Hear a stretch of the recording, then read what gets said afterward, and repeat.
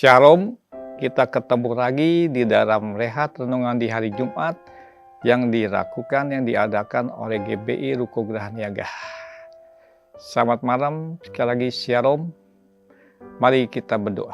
Kami percaya hari ini Tuhan, hamba Tuhan ada di tempat ini di GBI Ruko Geraha Niaga untuk membawakan suara-Mu Tuhan, renungan, bahkan firman-Mu Tuhan yang datang daripadamu Tuhan.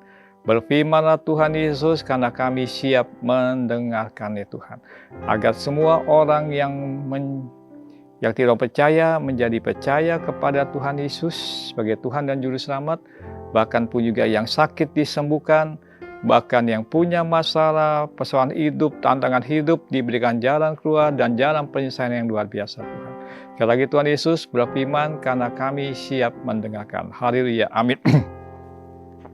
Tema renungan kita di hari Jumat ini dan rehat ini berjudul orang Kristen sejati.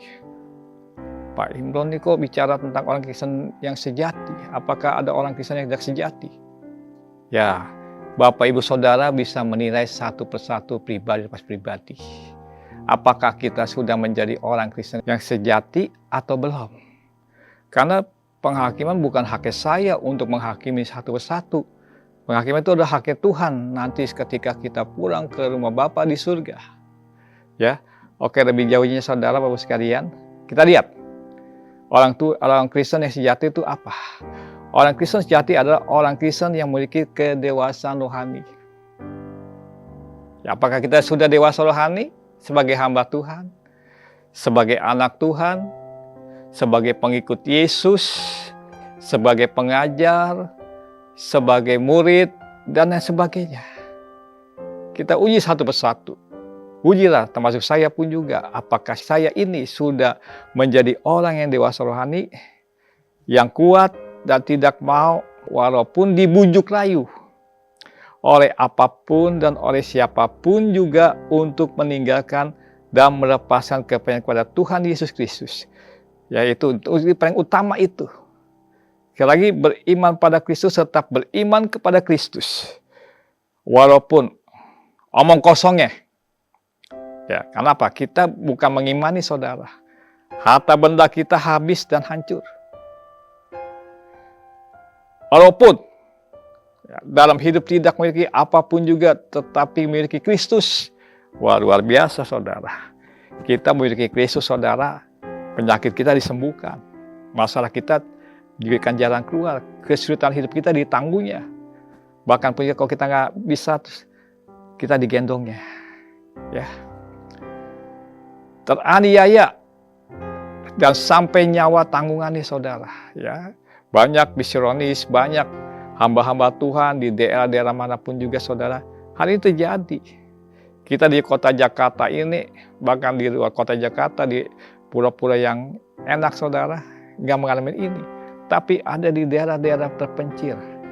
Mungkin di negara Indonesia, mungkin negara lain. Ini saudara. Dibayar atau dibeli dengan apapun juga yang ada di dunia ini. Nggak bisa saudara. Keselamatan, kehidupan kekal tidak bisa dibeli dengan apapun juga. Ini tanda-tanda orang yang dewasa rohani. Ingat Bapak sekalian, semua itu anugerah, kasih karunia yang diberikan kepada kita secara cuma-cuma kepada orang yang tidak berhak memilikinya. Maka tetaplah percaya atau beriman pada Tuhan Yesus Kristus sampai kapanpun juga atau sampai kita meninggal. Pegang baik-baik saudara, termasuk saya. Walaupun saudara omong kosong ya. Karena saya nggak mau imani saudara. Iman saya saudara meninggal atau terangkat hidup-hidup ke surga bersama dengan Kristus. Ya. Sekarang orang Kristen sejati itu apa? Yang bagaimana? Dan ciri-cirinya apa? Yang pertama saudara, menerima apa saja yang terjadi di dalam hidup ini. Bisa nggak menerima apa saja yang terjadi dalam hidup ini? Yang pertama, tetap percaya pasti Tuhan Yesus Kristus ada, saudara. Tuhan itu ada. Jangan seperti kayak orang ateis, Tuhan tuh nggak ada. Ya, karena dia pinter, karena dia pandai, saudara, karena dia jago, dia katakan Tuhan tuh nggak ada. Itu orang ateis, saudara. Kita bukan orang ateis. Kita adalah orang Kristen sejati. Ya. Tetap percaya pasti Tuhan Yesus ada dan menolong tepat pada waktunya. Pengkhotbah 3 ayat 11 mengatakan apa? Indah pada waktunya. Indah pada waktunya. Ketika artinya pas kita butuh membayar uang sekolah, saudara. Pas kita butuh membayar gajian karyawan, pas kita membutuhkan ya anak kuliah, uang kuliah, atau membutuhkan penyakit yang diderita oleh keluarga kita, saudara.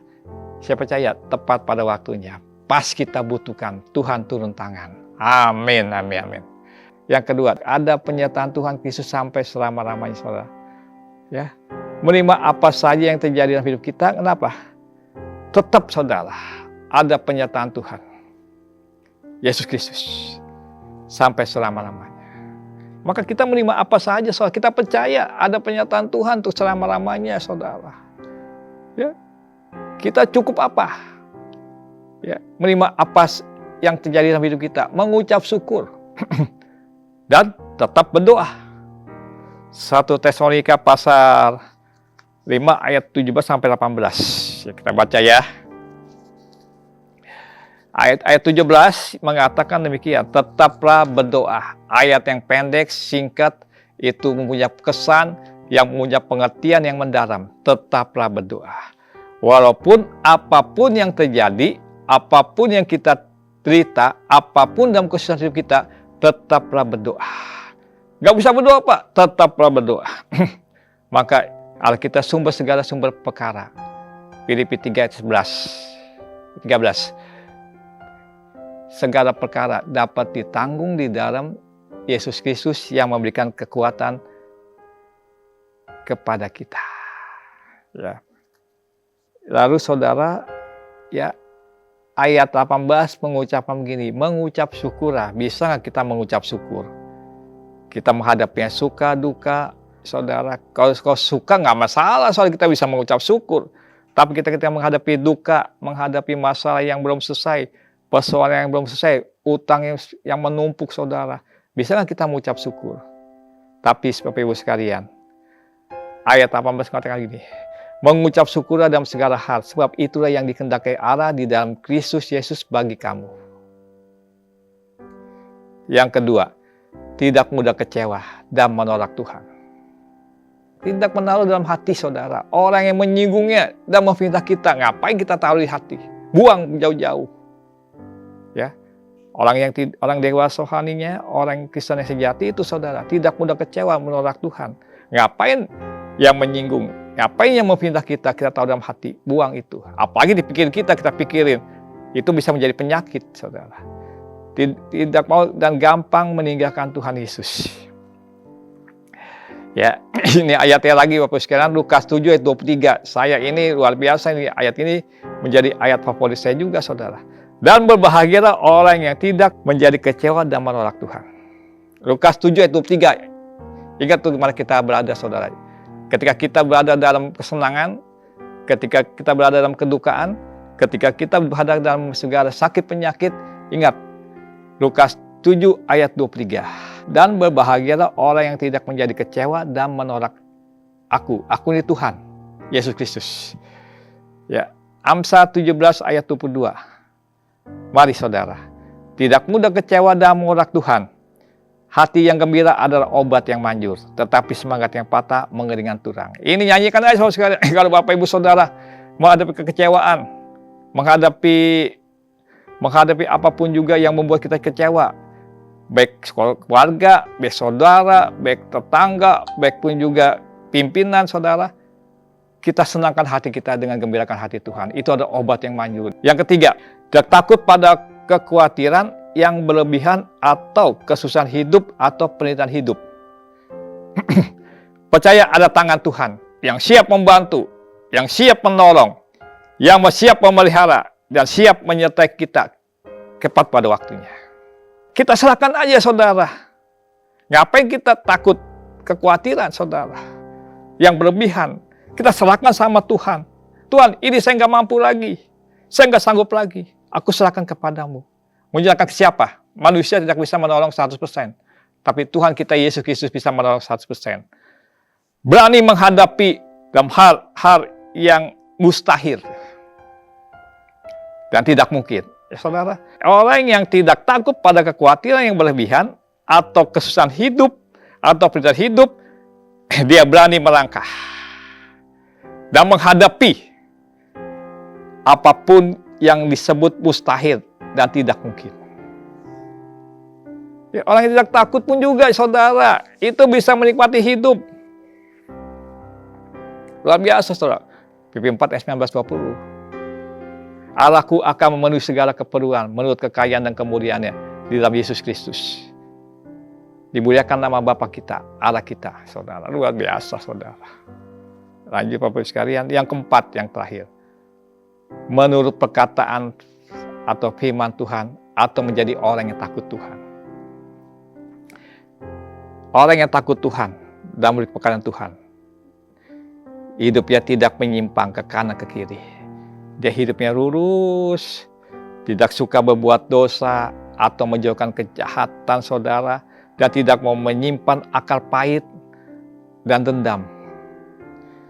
Ulangan 28 ayat 13-15. Tuhan akan mengangkat engkau menjadi kepala. Waduh, bukan ekor. Apabila engkau mendengarkan perintah Tuhan Allahmu dan yang kusampaikan pada hari ini. Ayat 14 luar biasa lagi. Dan apabila engkau tidak menyimpang ke kanan ke kiri atau ke kiri dari segala perintah yang kusampaikan kepadamu pada hari ini dengan mengikuti arah lain, ingat jangan menduakan Tuhan, artinya orang Kristen yang sejati, orang dewasa rohani yang sejati, orang Kristen yang punya kedewasaan rohani penuh, dia tidak menduakan Tuhan. Ada apapun juga dia datang pada Tuhan, dia percaya pada Tuhan Yesus. Bukan kepada hal-hal yang kegaiban. Itu omong kosong, saudara. Itu tipu daya iblis, tipu daya kuasa kegelapan itu. Ngapain kita dengarkan itu? Biarkan kita dengarkan firman Tuhan. Menuruti perintah Tuhan. Dalam kitab ini, menuruti firman Tuhan. Dan itu menjadi orang yang takut Tuhan, saudara. Yang kedua, orang yang takut Tuhan. Tidak hidupnya mendengarkan firman Tuhan. Yang pertama, tidak menyimpang ke kanan ke kiri, berbuat dosa, berbuat kejahatan, berbuat tindak benaran.